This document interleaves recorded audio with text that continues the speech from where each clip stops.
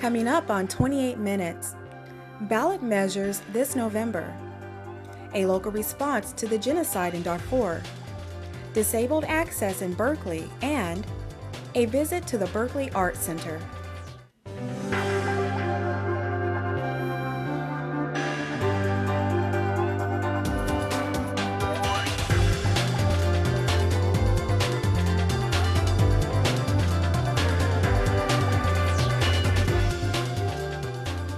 Welcome, I'm Chandra Major and you're watching 28 Minutes, your monthly news magazine on Berkeley's Channel 28.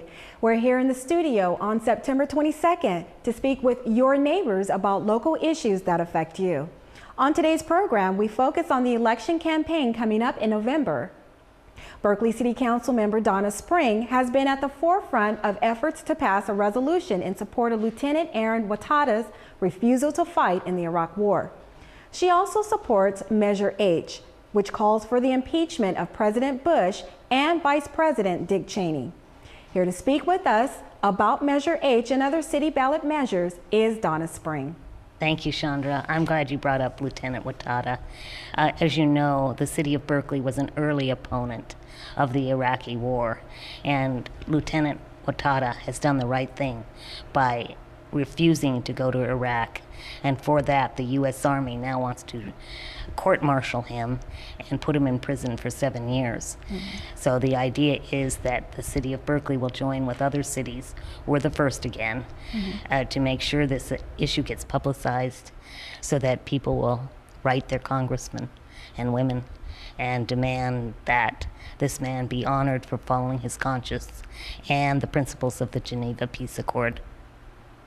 Okay, and speaking of Measure H, what reactions did the city get when they decided to put this measure on the ballot? Much media interest, national media interest, international media interest, because there's so much hatred toward the Bush administration.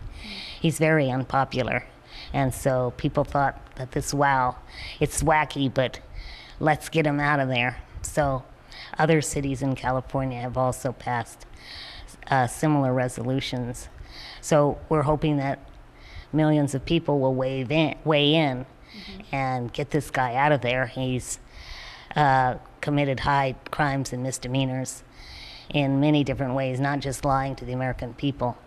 And the other things that he's done to rip off people's civil rights, unconstitutional violations, the Bill of Rights, violations of the Geneva Peace Accord, just about every international law you would imagine he's violated.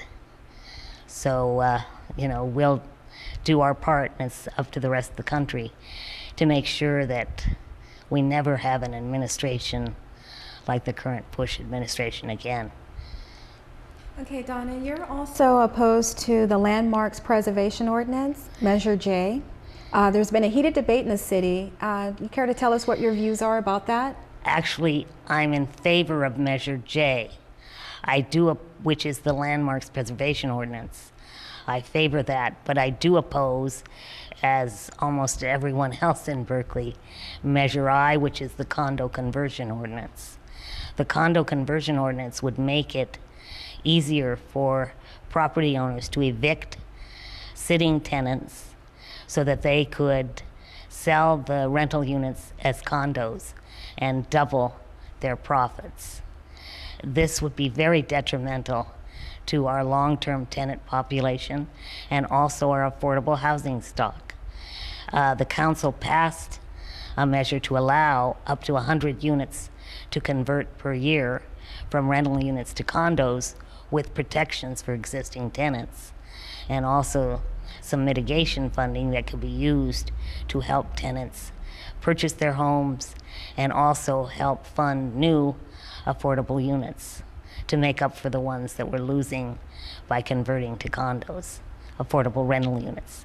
So voters, if you want to save our community, the character of our community, if you want to have places for your friends and relatives to live, then vote no on Measure I, the Condo Conversion Ordinance. and support the way the majority on the city council was unanimously passed by the city council, wants to do a fair way to convert to condos. Okay. You just heard from Berkeley Council member Dona Spring. Donna, thank you for being on the show. Thank you, Chandra.